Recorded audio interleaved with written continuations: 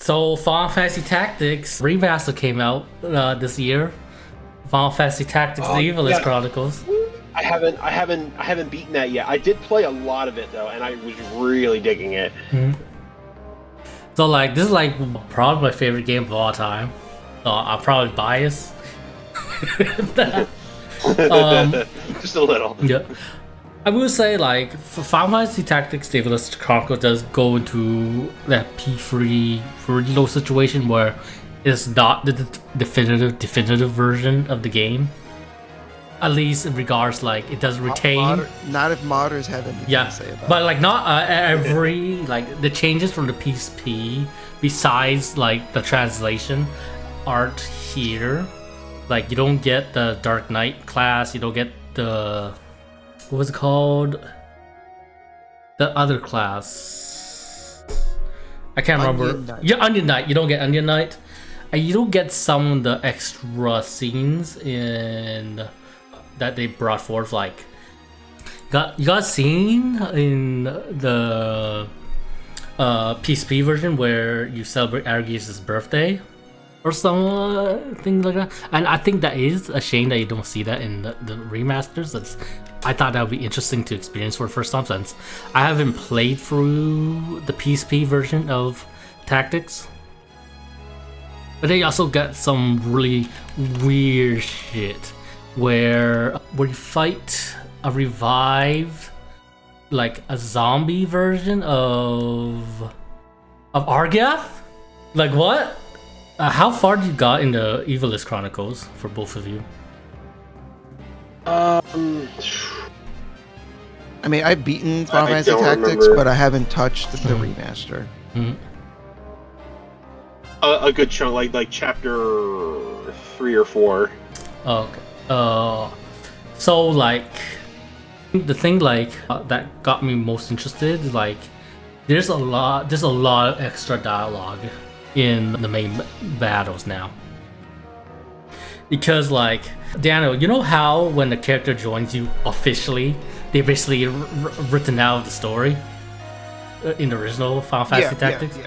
Like Agrius, Sid, Mystadio, they basically cease to be characters when they join you. Really? That's so weird because like in the remap in Ivalice Chronicles, they have extra dialogue after they join you now. Like there's like a dialogue, a battle conversation between Agrius and Gafgarian now in the castle battle, where they talk about like Gafgarian asks if Agrius is truly happy living the way she is, of living a man's life essentially. And how he alludes to how he knows how she got there, of how her family head was killed in battle, and that's why she was raised as the next family head.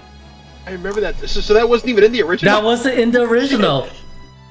That's wild to me. That's so hard to imagine. Like, like I said, I haven't played the original, so I don't have like any kind of context. So that like playing this one and knowing that wasn't present in the original, and then it's basically like not even a character. That's wild to me. And then you got like additional conversations between Agrius and Wigriff.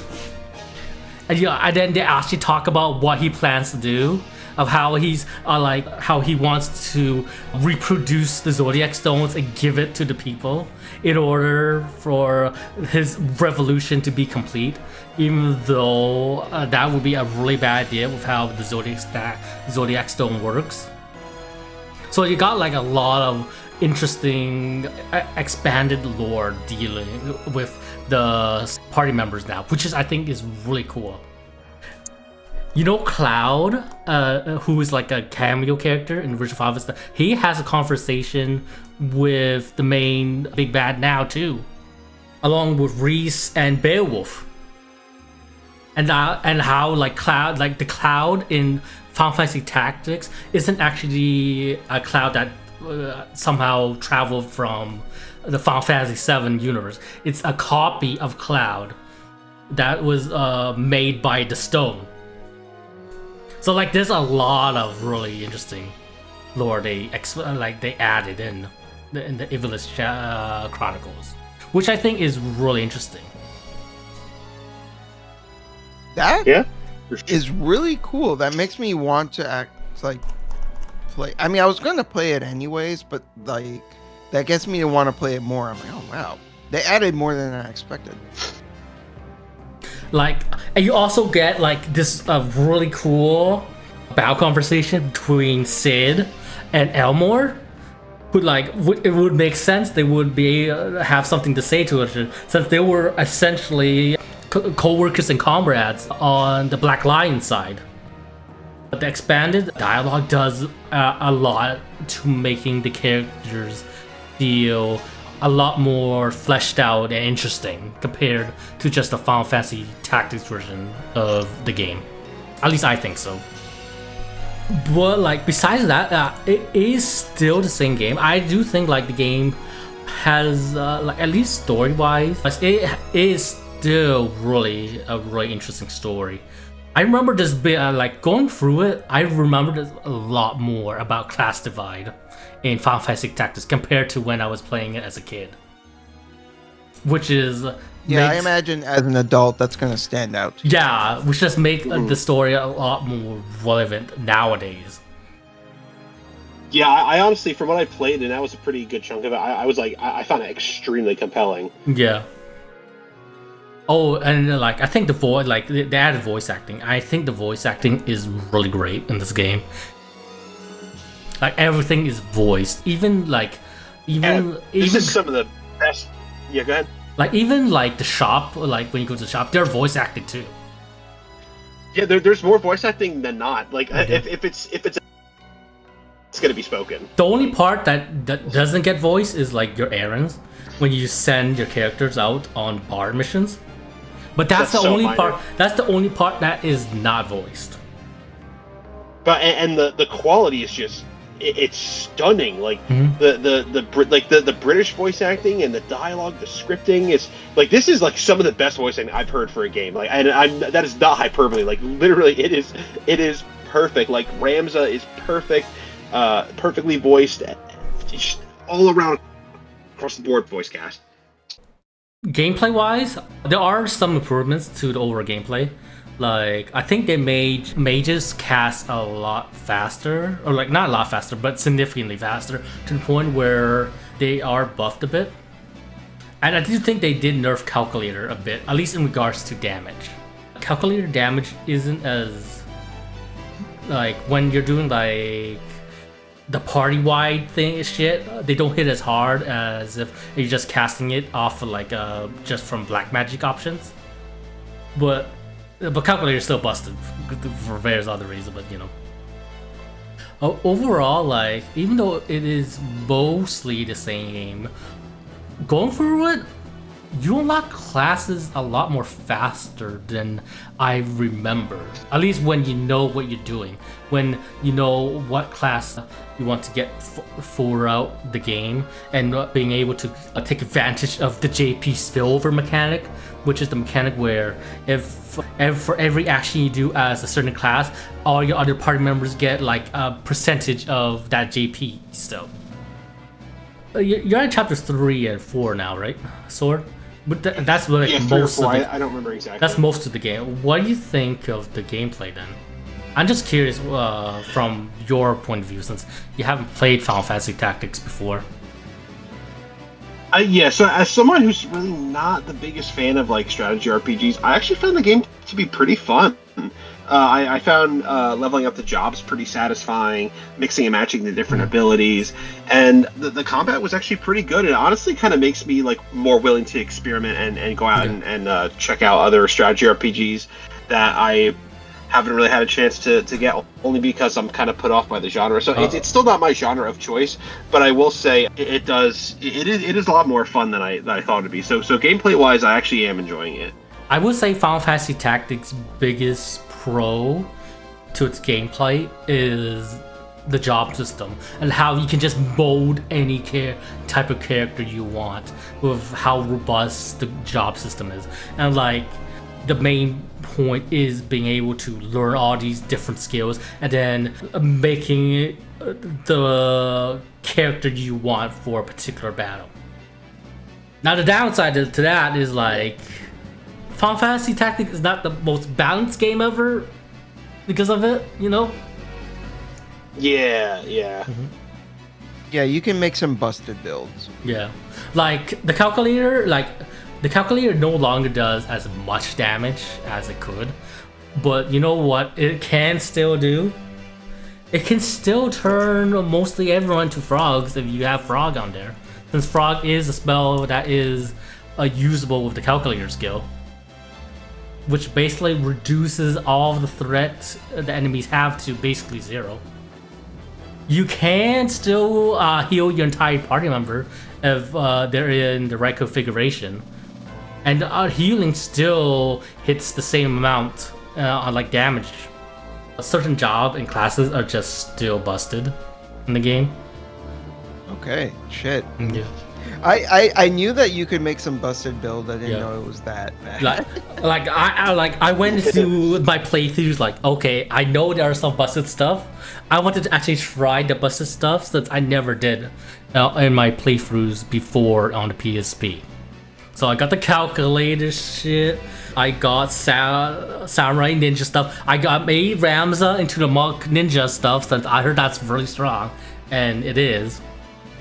I manipulated Brave and Faith since those are pretty important. I didn't know that. So like Brave affects how like your melee attacks as well as it affects your reaction abilities. So having a really high Brave stat is really good for some reaction abilities. So you know, there's a reaction ability you learn from Samurai, which is Shira something. I think it was Blade Grasp in the original PS1 translation, where your ability to parry an attack is dependent on your Brave.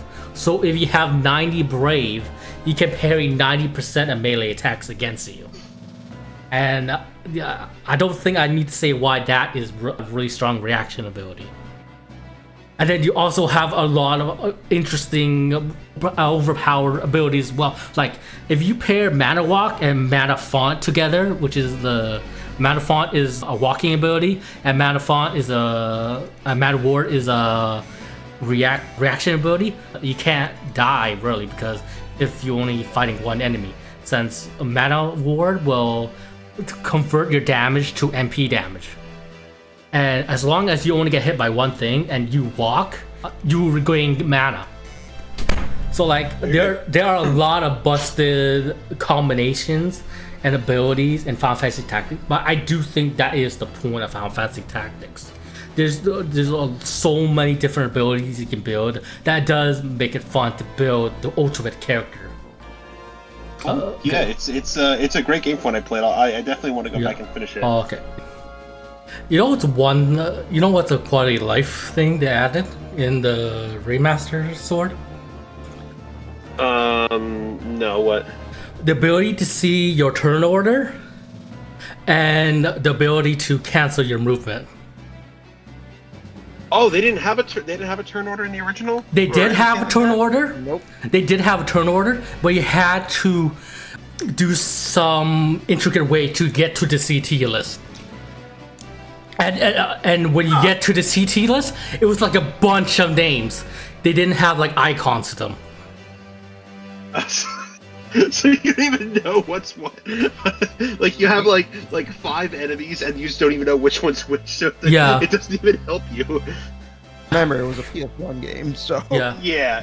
It's funny to think about because like that is such like an imperative part of the remaster to the point where I cannot imagine going back and playing I feel like being able to see your CT make mages play so much more smoothly.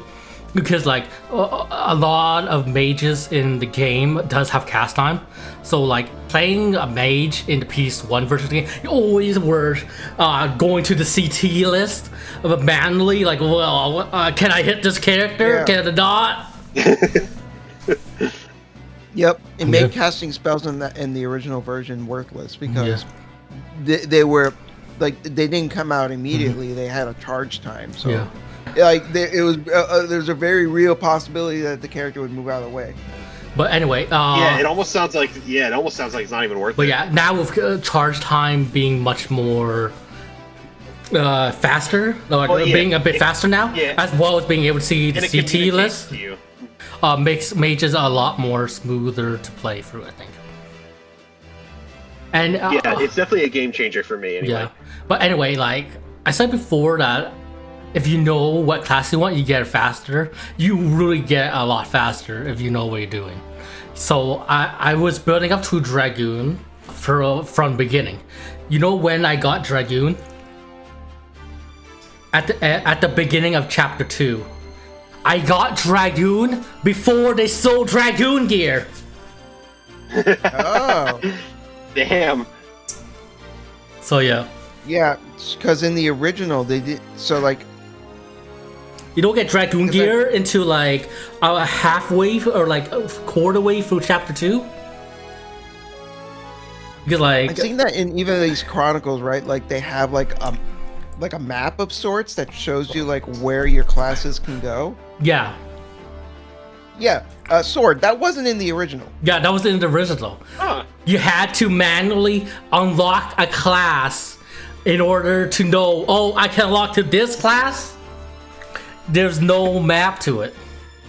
Yeah, I had to look up on fucking Game Facts back in the day, and I remember like going to school and using the school's computer so that I can look up on Game Facts how to unlock the classes and writing it down on my notebook. You know how you unlock Dragoon, right? You have to level Archer first to unlock Thief, and then Thief into Dragoon. You didn't know that shit in the Priest 1 version. You just unlock stuff because you can unlock it. Like, oh, what? You just get what you get. Yeah. Just get what you get. Yeah. And this is especially like Samurai has a bunch of prerequisites as well. Like I think you need Geomancer, Knight, and just one more class. I can't remember. And especially mine, you need like 7 classes prerequisites there. Oh yeah. And Calculator, you need like White Mage, Black Mage, Time Mage, and one more class. Mystic. Yeah, Mystic. You need 4 classes. I could not imagine going back and playing the original. I'm sorry, I just can't. That's it just, oh my god. Well, yeah. Yeah, like I do think Ivalice Chronicles is pretty much the best version of Final Fantasy Tactics you can play. Like, it is a shame that you couldn't get the Black Knight and Onion Knight class, but from what I've read, those classes aren't really a thing until endgame with how grindy they were. And the missing cutscenes from War of the Lions does seem interesting, but I think what we got with the extended battle dialogue, we got through all of the side characters, more than makes up for it. At least that's my opinion. Yeah. What we have is pretty great, all things considered. So, all right. So real quick, the PC version already has a mod for those classes. Yeah, just buy the PC version, I guess. Yeah. Yep.